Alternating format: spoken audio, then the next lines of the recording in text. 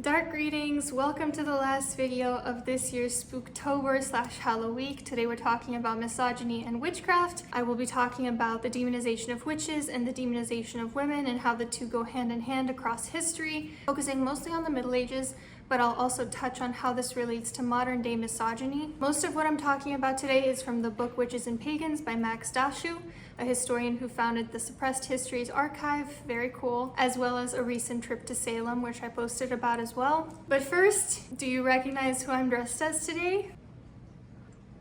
I'm dressed as The Love Witch, a feminist horror movie by Anna Biller. I highly recommend that movie. It serves looks, it serves horror, and it's all from a feminist lens. Although I recently watched an interview with her and she said she doesn't technically see it as feminist horror, she just sees it as horror from a feminine point of view. But yeah, I highly recommend that movie. Also, today is a fundraiser for women's justice reform because what I'll be talking about today is heavily focused on the criminalization of women's bodies and choices.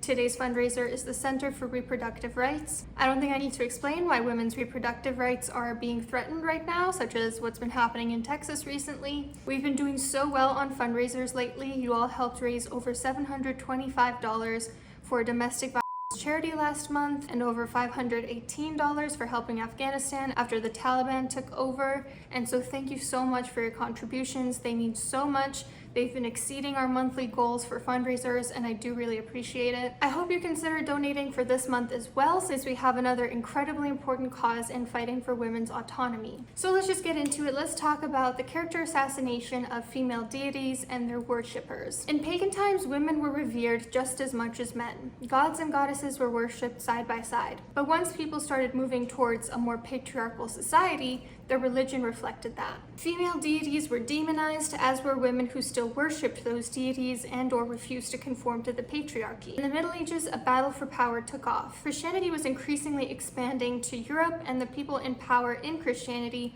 saw a threat in what they called heathens or pagans. In case you don't know, a heathen, the actual word heath is the wildlands. So a heathen is a person of the heaths, a person of the wildlands, who at the time still held folk beliefs which involved witchcraft.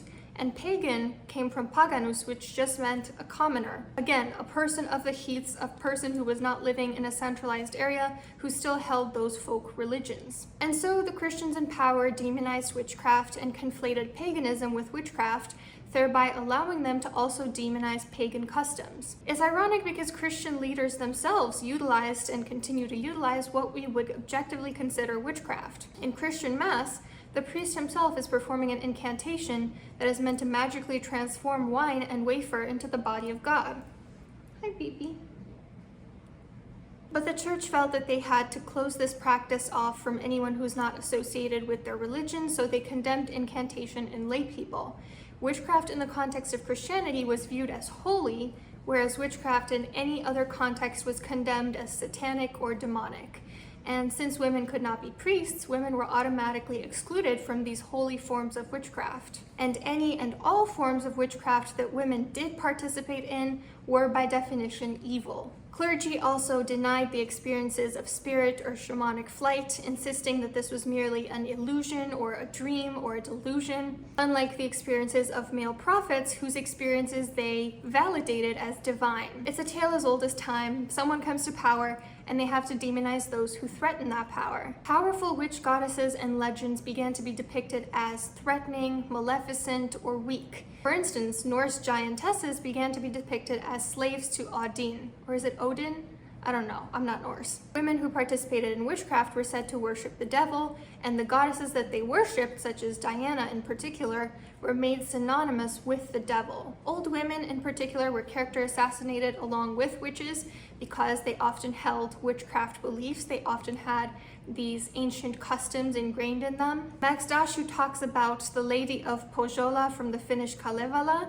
She says, as a witch and a hag, she is automatically the villain, no matter what wrongs the warriors who she's fighting against commit. So we see here this idea that if you are a woman who who is old, who is wise, you are automatically the villain in whatever story is being told. There's also the tale of Cailleach? I don't know how to say these words, but it's a really important legend in the British Isles, and it was revised by Christian clergy in the Middle Ages from a powerful, wise old sage to a woman whose old age was viewed as weak, who was not powerful, but actually mocked by men and even boys. Max Dashu says, the demonized archetypes of old women, hags, and witches as evil are a means of repudiating their power, of rehearsing their abjection over and over and over until the message is ingrained in the collective unconscious. The female elder cannot win, can never be allowed to prevail. She is a threat to the power of domination. And then, of course, during the witch trials, they started to turn to force and torture to get women and some men to confess to witchcraft. Around the year 1800, the Frankish Emperor Charlemagne made heathens and diviners the subject of imprisonment, slavery, and other penalties. Then also those who turned to diviners began to be punished as well. The English church canonists in the 900s outlawed animism, which I've spoken about before, this idea of worshipping the trees and the stones, and the idea that everything has an essence, has a spirit, and they insisted on gathering herbs without incantation because that was witchcraft. So as you can see, the demonization of the old religion started to escalate. Those in power and those who wanted Christianity to spread without threat turned to increasingly violent ways to frighten the common people out of their beliefs. Interestingly, it both worked and it didn't. For instance, in Romania, my home country, where the majority of the population is devoutly Christian Orthodox, witchcraft is often condemned, and yet ancient pagan customs have been preserved. For instance, my grandma taught me to put lavender under my pillow on New Year's Eve so that I can dream about my future husband, what we would call prophetic dreams. Garlic is kept on the door to ward off evil spirits. You're supposed to spit on your hands after looking at them so that you don't accidentally cast the evil eye on yourself. All of these are examples of pagan customs and particularly witchcraft. Yet most Romanians do not realize the cognitive dissonance of condemning witchcraft while practicing it. People have this idea in their head all over the world that witchcraft equals evil because of millennia of indoctrination that witchcraft is demonic. Not only was witchcraft demonized, women were demonized along with it. Witch accusations against women were designed to keep women out of power. One of the first women accused of witchcraft was Alice Keiteler in 1324 in Ireland. She became rich by marrying 4 times and taking control of her husband's businesses.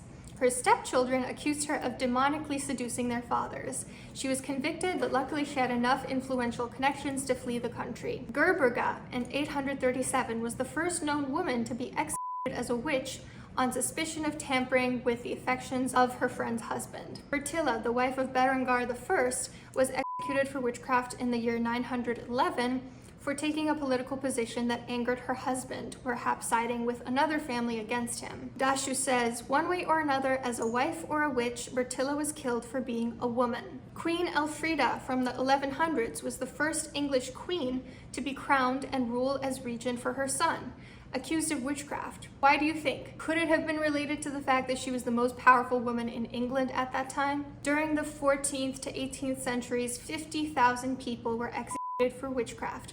The vast majority of them disenfranchised women. Those with bizarre behavior and possible mental illness, those accused by neighbors, those who were helpless widows, the poor, the shamed, or women who had just gained too much power. This is huge if you look at, for instance, the 25 people that died during the witch trials in Salem. It's such a small fraction of the big picture of what happened in Europe. Women were accused of witchcraft to be scapegoated for things like natural disasters and crop failures. They were attacked and killed for these natural things that happened that men blamed them for. Dashu says, another great quote, witch burning was entertainment for aristocratic men. The sorcery charge gave them a way to keep women and peasants down while posing as good sons of the church. Witchcraft continued to be connected with female defiance and popular rebellion. I also just want to mention that there is this inextricable link between shaming and witch accusing. The German inquisitor Heinrich Kramer wrote a book called Malleus Maleficarum. He believed that women were prone to witchery due to their sexual lust, spiritual weakness, and natural proclivity for evil. Sounds a lot like projection to me. Witch hunters also accused women of eating humans, cattle, horses, etc. The female serf was disadvantaged twofold. both by her gender and by her socioeconomic status. So her only defense against violence was folk religion or witchcraft. The church did not protect her because she was considered an innately whorish daughter of Eve. It's no coincidence that women were particularly suspected of witchcraft. Female teachers, birth control practitioners, they were primarily targeted by the church. Common women were more likely than noble women to be put to death for these accusations. Penalties for witchcraft were far more severe for women than they were for men. Whereas female witches were to be burned, men were only exiled after shaving a cross on their heads. So we see here that there is an incredible link between the different intersection of power variables and who was accused and condemned for being a witch.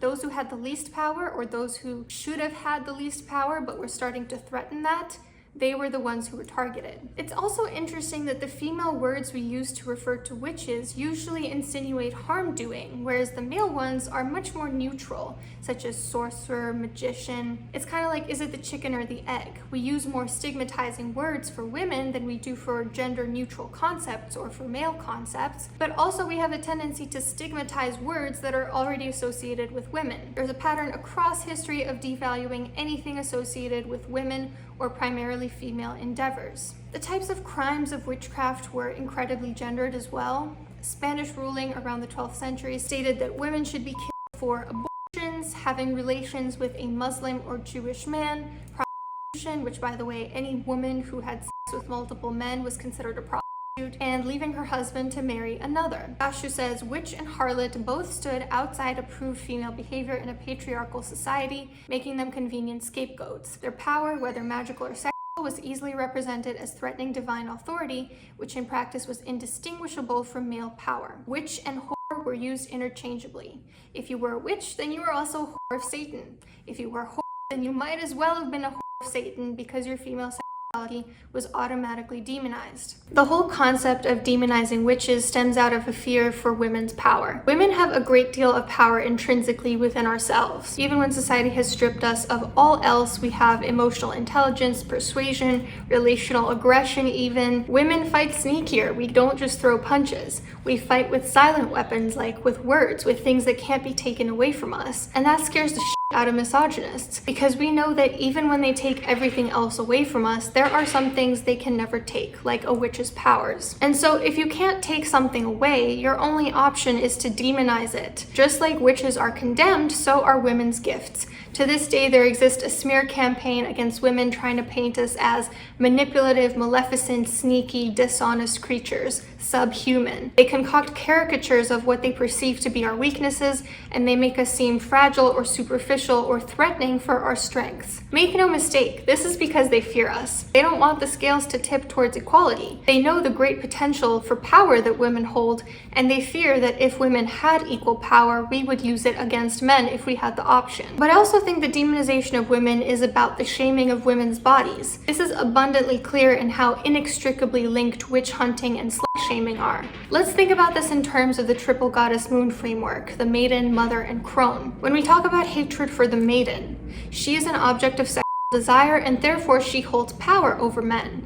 Misogynists feel they are susceptible to manipulation when they are attracted to a woman, so they hate her for it. They hate the fact that they, almighty men, must feign kindness towards a woman in order to bed her. They hate the fact that there's a chance they might be rejected. They hate the maiden for her sexuality because they view female sexuality as inherently dirty and demonic. When we talk about hatred for the mother figure, envy of women's bodies to literally create life is what's going on there. Creating a child is the epitome of manifestation. It is absolutely magical to have a small human out of nearly nothing using just your body. Hating the mother figure is all about hating the immense creative capabilities of women. And I'm not just talking about reproductive here. I'm talking about being a creatrix, being the epitome of creative by generating something around you. And when we talk about hatred for the crone, she is of no reproductive or sexual value to men, so they hate her for that. They also hate her because she is no longer enslaved to the male gaze. They can no longer control her by sexualizing her. She is no longer catcalled. She simply exists as a human being in the public sphere, not as a sexualized, dehumanized object. She has the power of ancient wisdom too. Like the depictions of old ancient witches, she holds powerful knowledge that she could use to the detriment of men who disrespect her. So those are my thoughts on the link between misogyny and the demonization of witchcraft. Please do consider donating this month as well. I would really appreciate it. Oh, and happy Halloween, because this is the last video of Spooktober, like I mentioned. I had so much fun this whole month. I hope you enjoyed the videos as well. And next time I see you, it won't be related to Halloween.